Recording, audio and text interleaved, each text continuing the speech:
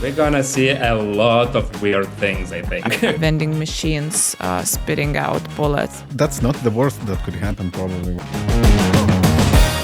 Hello and welcome back to the Cybernews weekly podcast. This week, we are bringing you another sensitive data leak where tens of thousands of passports, work permits, and resumes were exposed. We will also talk about whether it's worth upgrading to the iPhone 16. And one very curious study actually revealed that it is okay for robots to lie. So we'll talk about it more. And this week, I'm joined by my colleagues, Ernestas. Hi. And Justinas. Hello. I am Jurgita Lapenytė, the chief editor at Cybernews here. So, the launch of yet another new iPhone 16. As always, it started a hilarious meme fest, although quite a lot of memes are quite old and repetitive. People are failing to see the difference between the new iPhone and the older models, although this time it seems that there are quite some, right? With Apple Intelligence being probably the most significant difference. Ernestas, you owe the newest model, iPhone Pro Max. 15, yeah. iPhone 15 Pro Max. So you probably won't need to upgrade to the new iPhone, or will you? Well, I would like to. Why? Well, probably everyone wants to have the shiny new thing in their hands. But truth to be told, there is no reason to upgrade for me. And, well, as long as my phone works fine. So, but you own the 15th, right, model, which means that it will support Apple Intelligence, while I am still paying for my iPhone 14 and I will no longer, but I will not be able to use Apple Intelligence, when it comes. So should I upgrade then, even if my phone works, but I just want those features? Well, that depends what you think about the Apple Intelligence and what do you expect from it. So it's a new feature, yes, but will it kind of change our lives or how we use our phones? So I doubt it. If Siri gets better, I'll call that a win. But do I need new Genmojis? Well, sure, I'll use them as my status symbol to annoy peasants, iPhone 14 Pro owners. But jokes to set aside, I don't really care. I just want to scroll my Twitter. I want to set my alarm, check my messages. That's why I use my phone most of the time. Now, talking about those intelligence features, it's not like you are getting the best large language models that shook the world in the recent years. You're getting very small models that can run locally, and they are not that powerful. I'm a heavy user of ChatGPT, of Gemini, of Claude, or other the largest language models that run on large cloud servers, and they took a lot of resources to run. So, and even then, they are not that good. Actually, they are full of hallucinations, inaccuracies, and when you use them, you see that you can't trust them really well. So what happens when you shrink that model like 100 or 1,000 times and run it on a phone? Well, it's even worse. But, from what I read from Apple press releases, like the way it, will help us to kind of deal with everyday stuff.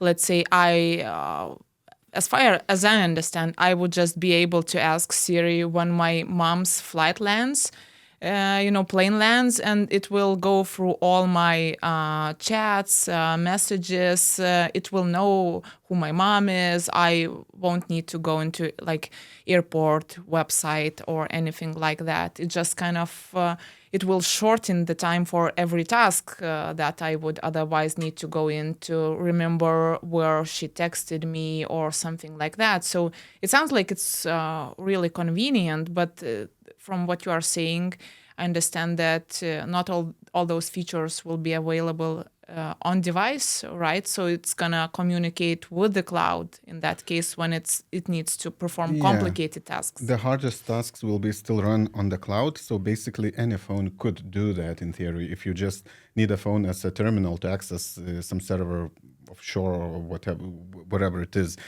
But yes, there are a lot of handy features, and even now, without the Apple Intelligence, you can just open the gallery, check, enter the name you wanted to find some photos, and it kind of knows the faces, it recognizes. So that's also kind of based off the same technologies that Apple is introducing. So what I would really expect, so yeah, it's an evolution, to the right direction, but it's nothing revolutionary there.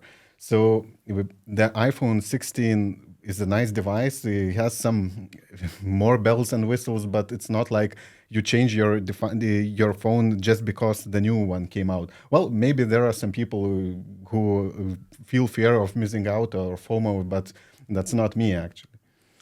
Justinas, what about you? What phone do you use currently? And, what are your thoughts about the new iPhone? Is it, enticing enough, intriguing for you to try it out, to maybe buy, upgrade?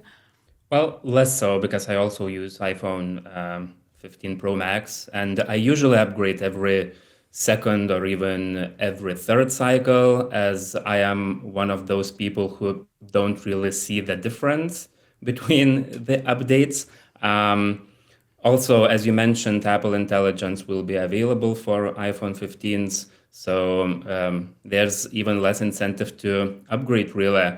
Hopefully, though, given the integration of OpenAI's ChatGPT technology across the new operating system, Apple Intelligence will be more useful than Siri, or Apple Intelligence powered Siri will be more useful than it is now, because I don't use it that much. The only times when I really use Siri is to Google something, and Googling something with Siri is sort of a mess. Like, I don't want to look at the results online myself. Why can't you just tell me?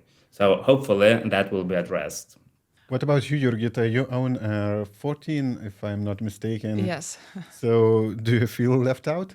I don't know. Like, I definitely want to try out those features and see whether they are really that convenient, And, what I noticed when I deleted work chats from my personal phone as an experiment to have like better work-life balance and not to scroll that much, I am not even using the phone that much.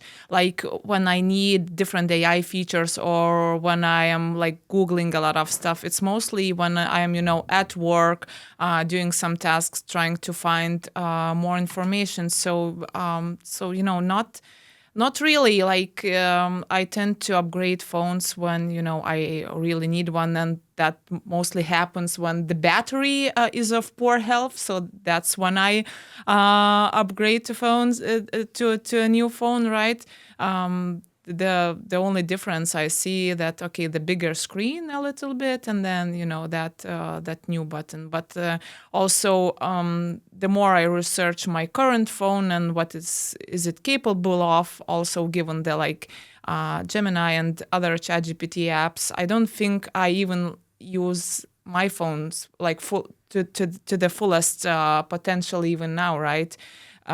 So yeah, I'm not really sure. Also, I'm really worried about because the cloud computing, I'm not that worried because of Apple's pledge to the privacy and the way how they describe they're gonna process the data on the cloud. So it's fine by me, but the reason of the point of concern probably is the integration of Siri with ChatGPT, and the complicated tasks that it's going to perform, like let's say again, back to that plain example, asking very specific personal questions that essentially will allow those AI models, right, go through my data and messages and pictures, videos, files, contacts, whatnot.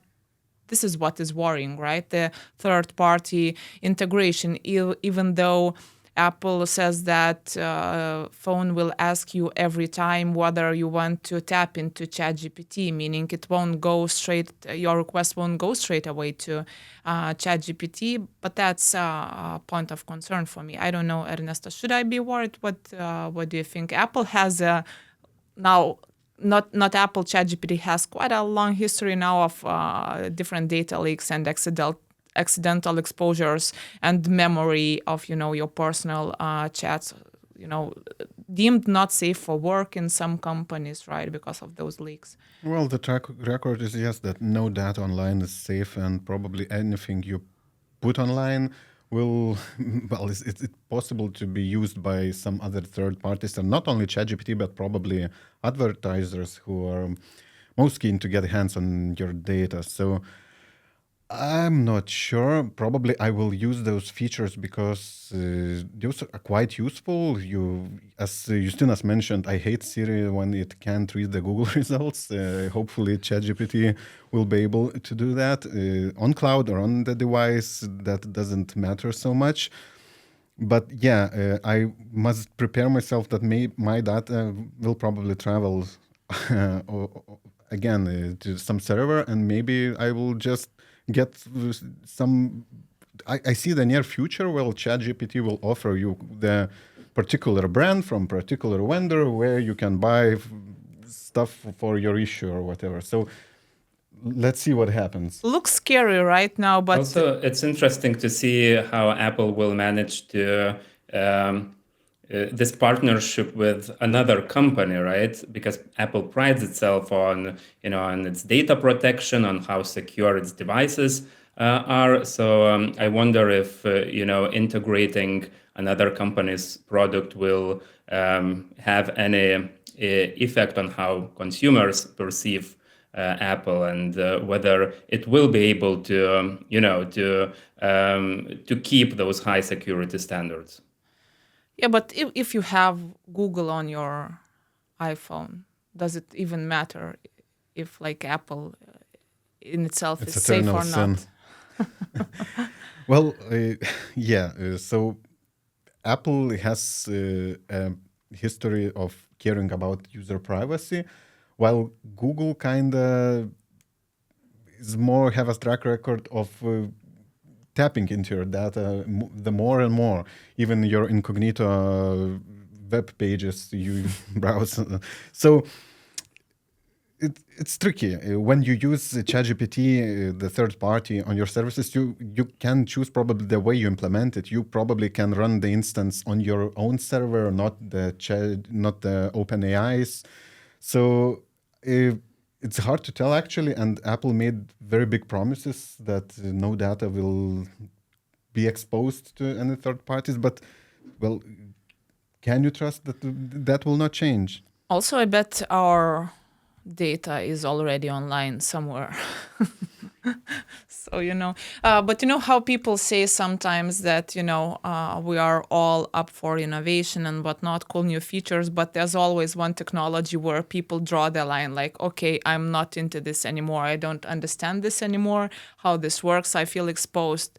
But at the same time, I'm a bit scared and skeptic about, these features. But again, I'm not really that into, Googling or spending time on my phone. I hope to even do that less, again, for the sake of work-life balance. But wouldn't that be cool when you like enter a shopping mall and you can't find the shop and you don't even know whether like a certain shop is there, and the shopping mall is so huge that you kind of need to go somewhere and ask for directions, and here you would have just personal assistants essentially saying like, oh, go 100 steps forward and then it's gonna be to the right, Or it won't.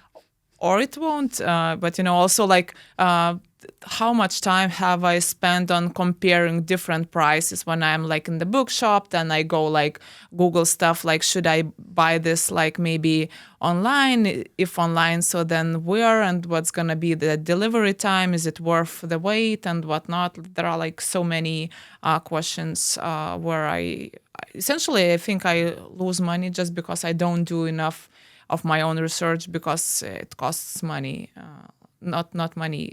It costs money, but it's like time-consuming task to kind of compare the price of the same book, different vendors, and picking the best option in terms of like price, delivery, and all the other stuff. So Well, if you have a phone full of privacy invading apps, probably you have nothing to worry. But yeah, can artificial intelligence become one of the main offenders of privacy? Yeah, it potentially can. But probably that's not, there is no difference, iPhone 14 or 15 or 16 or whatever next, because all of them are capable of tracking you very well. It depends on how you use them. Yeah, Justinas, what are your thoughts on this? Are you excited about, AI becoming maybe your personal assistant? Yeah, of course. I mean, we've all seen movies like Her, and everyone wants, Scarlett Johansson tell them which way to go and which product will look best on you. I'm definitely excited about it. I'm less concerned about data privacy and protection because it's a thing that's um, sort of out of my control. I mean, if I want to use all the modern technologies, I have to take risks. And trading some of that data, unfortunately, is a risk. But then again, you get so much benefits from that. And if AI and AI personal assistants can take off to the level where you really feel like speaking to another person, then I'm absolutely on board, and I think it could be very exciting. Yeah, we can start like humanizing AI models and whatnot, as long as it's just a personal assistant and we don't fall in love with them, maybe it's fine. Or maybe it's gonna be even fine if people do fall in love. We're gonna see a lot of weird things, I think, coming forward. That's not the worst that could happen, probably. Well, someone loving is a nice thing. Yeah. Yeah. So, talking about privacy, there was this, brief period where a lot of crypto companies popped up, and a lot of movements kind of talking about data as new oil and building different social platforms designed to actually pay users whenever a company is showing them an ad or taking their data. I haven't seen any of those movements pick up because that was just, before the chat GPT and AI era in general, where we were concerned about privacy, and now we are suddenly like willing to do that trade-off just because of all the cool features companies promise. Yeah. So yeah, despite the fact that we kind of made our peace with our data being online there, and we still as Cybernews scout the internet for various like open data sets, and we're on a mission to kind of inform companies to kind of secure that those data sets, because yes, Justinas, as you mentioned, it's not in our hands, but we can put pressure on the companies that handle our data to kind of ask them, okay, I give you this data, but I trust you with it, and please take care of that data, right? Yeah, so one of the more interesting research pieces that we did last year was about a UK-based temporary staffing agency called Gig to Gig, and our research team discovered an exposed data set that contained a treasure trove of our data, and it's not just our shopping habits, but it was tens of thousands of gig workers, passports, visa permits, work permits, right, email addresses, and even resumes, right?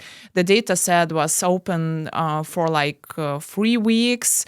And we don't have any evidence that some malicious hacker maybe snatched that data set, was able to download it. But we know that with automation, right, it's so easy to find those data sets. Well, we found it, so it just means that, anyone else, with an intent to find an open data set could have found it, right? And exposing passports is a pretty big deal, right, Ernestas? What could we, not we, but threat actors, the angry people, looking for some financial gain, do with your passport? With passport. Yes. Well, it's so easy to be criminal these days. Just Google for some information, personal one, get some passports. Well, yeah, you can steal identities, apply for credits. There is a lot of things that you can do with ID. It's a gold mine. Yeah, It's worth noting that exposing someone's passports is not that common. From when we cover different kinds of leaks and breaches, passports are usually not on top of information that was exposed. And here I can see it's over 122,000 workers' passports, almost 123,000. So that's a small city.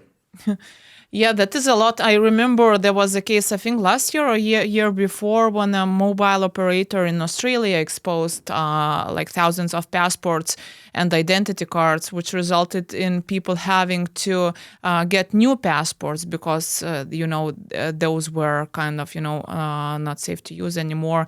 And yeah, identity theft sounds theoretical, right? But I remember doing the story a few weeks back about how a man in Tennessee actually helped out North Korean IT workers that the regime dispatches overseas to kind of to finance their nuclear weapons program. So he built the whole laptop farm using a stolen identity of another American. He applied as that person for like many jobs, and he got many jobs, and then he was sent a lot of laptops, built the whole farm, while using some other person's name, right? So that's kind of scary. One day you might learn that, oh, okay, you are, earning money for North Korean regime just because, some company actually failed to safeguard your data. So this is a like scary example. I guess. And another story was the funny one. Well, for us, funny, I guess, where dad didn't want to pay the alimony. He was in debt of $100,000, so he decided to fake his death. But he also kind of needed a new passport, new identity to live on in the U.S. So again, he faked his death certificate and then stole another man's identity so he could like live on. So yeah, that's pretty bad. Also, I think it's circling back to this particular case. I think it's really sad because this leak exposed some of the most vulnerable people in the jobs market. That is, people who are temporarily employed or people who rely on the so-called gig economy to survive. We also see a lot of visas and work permits exposed, which means that it affected foreign workers, another vulnerable group, some cyber criminals pretend to be some sort of Robin Hoods targeting large corporations. This is clearly not the case, but it definitely damaged the company's reputation, even though it was accidental. So, but mostly it affected ordinary people at risk, put ordinary people at risk for absolutely no reason. So I think that's really sad when discussing this particular leak. We don't know for sure what happened, but way too often leaks and breaches like these happen when vulnerabilities are not patched, or security updates are ignored when companies don't take necessary measures on time. Quite often we hear an excuse, right, that, oh, we are just a small company, we don't have like an IT personnel to handle this, right, Ernestus? That's what you've heard recently from one company. Yeah, we often cover many leaks, and there are a lot of kinds of companies in the world. And the problem is that when you use services online, you need to enter your data everywhere. And I had a story where one girl in Australia had her social security number leaked, and that was enough for her cyber criminals to apply for like 20 loans. So she had to for 2 or more years to prove to banks that she didn't ask for any money, and there is a lot of troubles for a single individual. Now, when you have all those passports leaked with photos and all the automation available to hackers, when your large language models write you phishing emails or Convincing ones.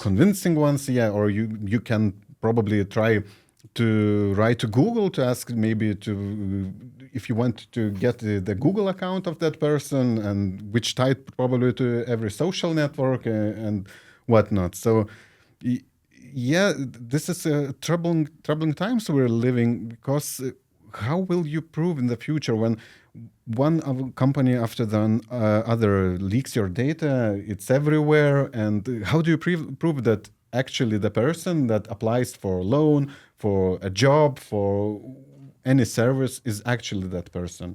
Yeah. Yeah, I think we're just getting a little bit numb because of all those data leaks. It's like, oh, okay, but why should anyone care about me, or why does it matter? Like, there's, especially social security numbers, there are so many leaked every week. If you just would check like breach notifications, right? Social security number is probably the most common record that is being leaked, and you can do like really bad stuff with it.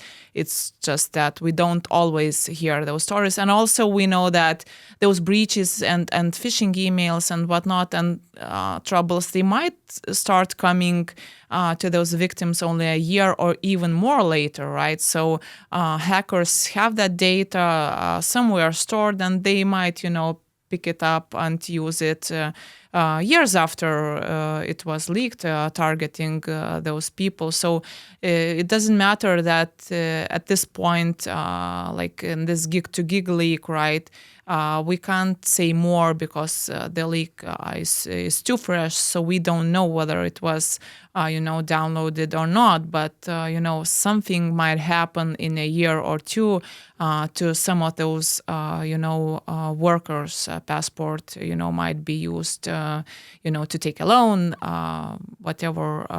But, we won't know for a year or more even, because the consequences can manifest themselves like way later, and there's just a treasure trove of data. And let's not even start on like quantum computing when it's just gonna come and be able to crack all the encryption and spill the secrets. Okay, so another curious story. This is a more positive one, maybe not positive, but funny one. Justinas brought it to our readers this week. It's about lying robots, and a new study shows that if a robot pretends to, let's say, be having a back pain, then people would think that okay, it's manipulative. But if there's a good reason to like let's say a robot is lying to an Alzheimer patient that your spouse will be home soon, even if they wouldn't, people would find it acceptable because that's lying for a good reason to make another person feel good. Justinas, can you tell us more about the study and how robots lie? Of course I can. So the study was carried out by Andres Rosero, a PhD candidate at George Mason University, and it explored 3 different scenarios in which respondents, I think 500 of them, were asked to state how comfortable they were with robots lying to them. As you mentioned, one of the scenarios was called external state deception, which describes a situation in which a robot lies about something that is not itself. In this case, Alzheimer patient's dead husband. Another scenario was called superficial state deception, which involves a robot exaggerating its capabilities. So in this case, a retail robot pretending to feel pain while moving furniture. The third scenario covered hidden state deception, where a robot conceals its capabilities.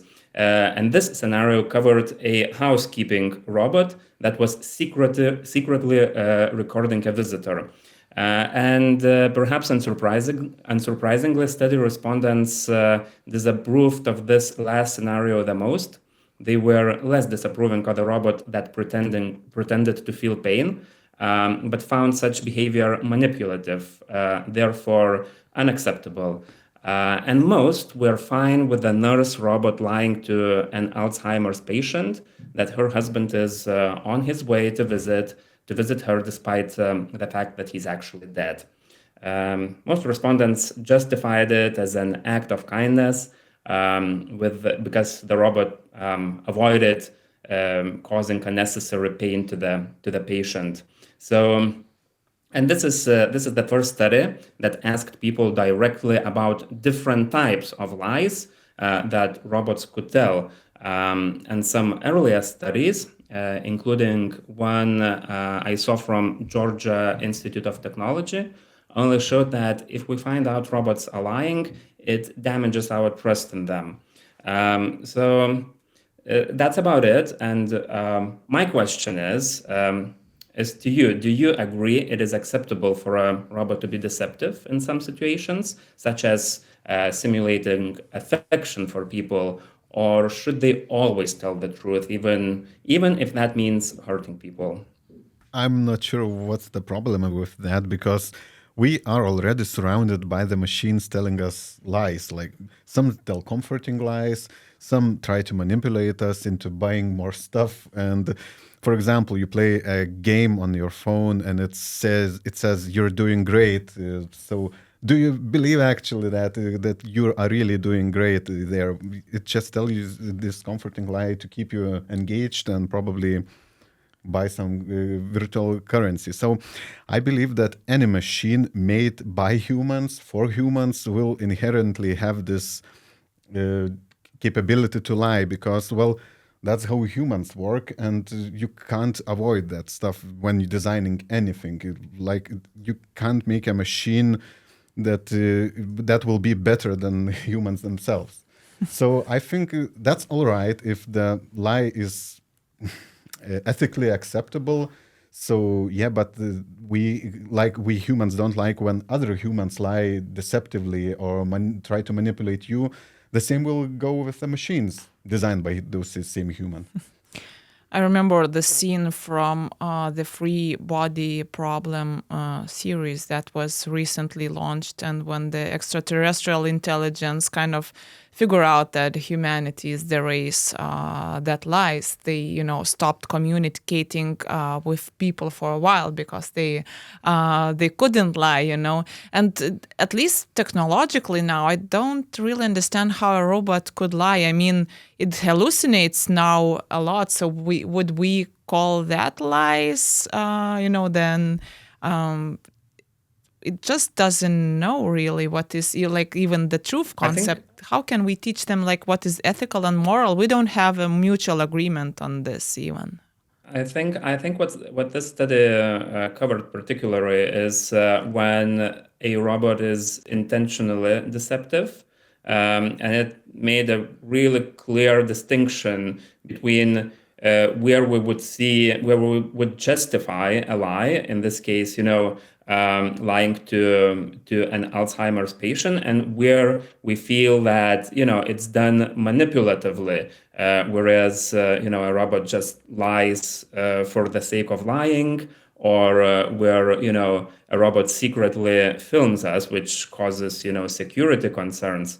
And most of the respondents, they did not blame the robots, obviously. Most of them even found justifications for all these scenarios. It's just that they were not comfortable in some of these, to be lied to.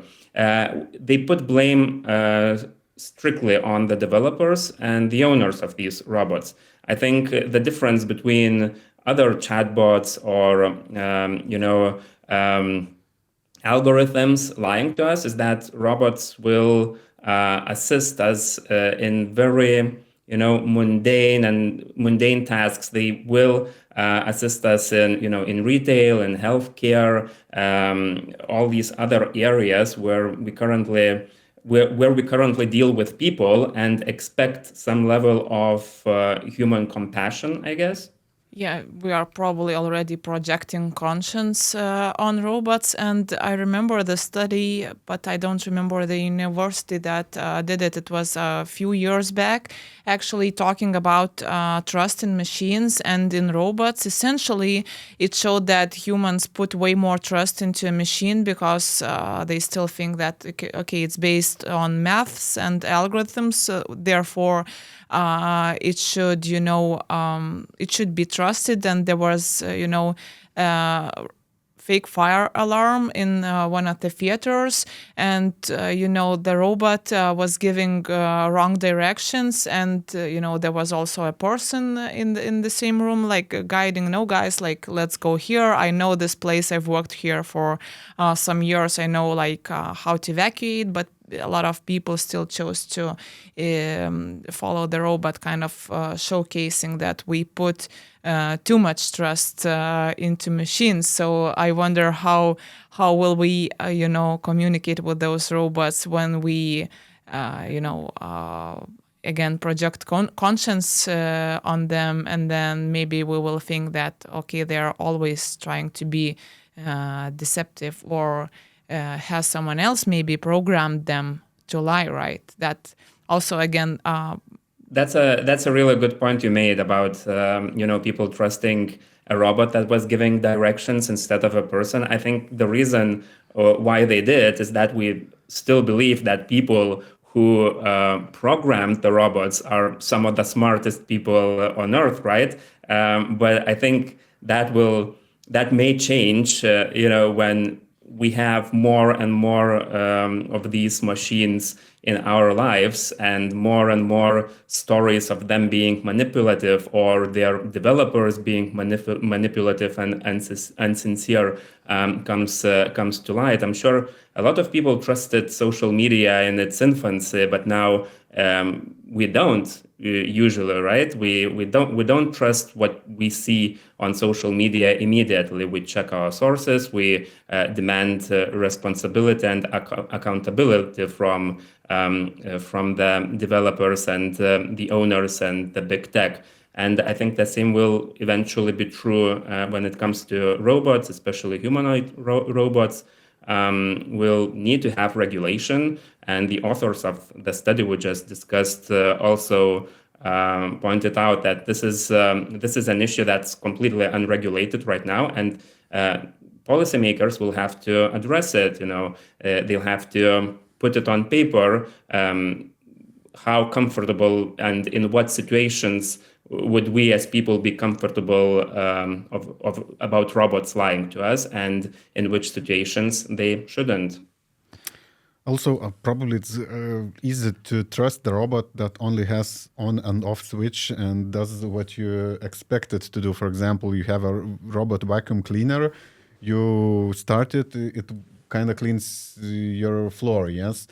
But those next robots with large language models, for example, the AI robots, that's where the problem comes, because to train them on human data, on human language, which inherits all the lies, all the social nuances. And for example, once your Roomba starts to say that, oh, your dress looks very good on you, or you probably, I'll buy you a flowers or something, some other nonsense, that's where you try and will you have those issues. So should you trust the robot or not? And well, while those lies are pleasant, probably that everyone will take those as a human quality. And when those deceptions come in, that's the problem. Yeah, well, if we build robots based on, our data, our flaws, our morals and ethics, we will have the same. And, maybe we will know how to treat those robots then, because it's kind of, And it reflection. raises a question whether we want robots to be indistinguishable from humans. Then another question is, what's the difference then, right?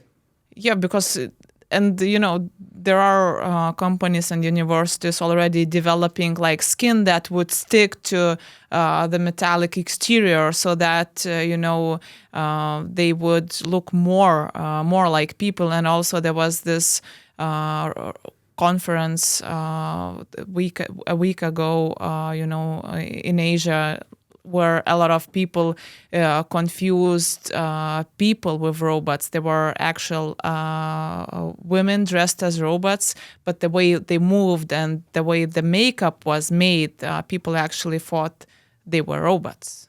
Let's not blame the robots. It's people who Not made yet, them. yes. And probably it's not robot motivation that decided how it's acting, but the people's motivation, intentionally or unintentionally. So I hope that we will have good robots. Also, we have some bad robots. We already do, like those, for example, some matches on Tinder where where they can say you that they love you, let's meet, whatever, and there is a scammer behind it. So we will have a lot of also troubles to choose from, where are good robots, where are bad robots, like with people. Yeah. Justinas, any closing thoughts? Are you excited or scared? You've covered so much, on this topic, like robots, and there are scary ones like robot dogs shooting, and the AI vending machines spitting out bullets and whatnot.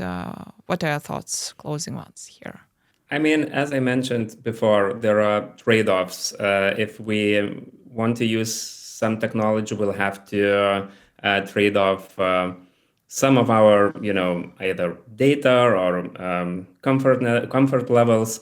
So it's choices, choices, choices. I mean, if we want, machines are, they're not conscious yet. Machines are what we make, and if we can be responsible, if we can train them to do good, I think we'll benefit a lot from it.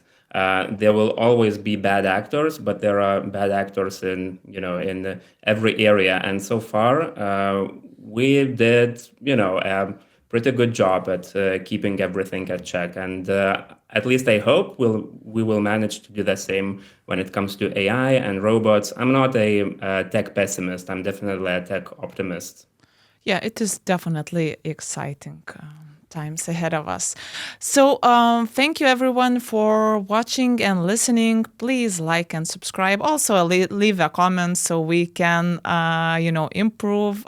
Thank you, Justinas, for joining us. Thank you. Thank you, Ernesti. Thank you. Goodbye.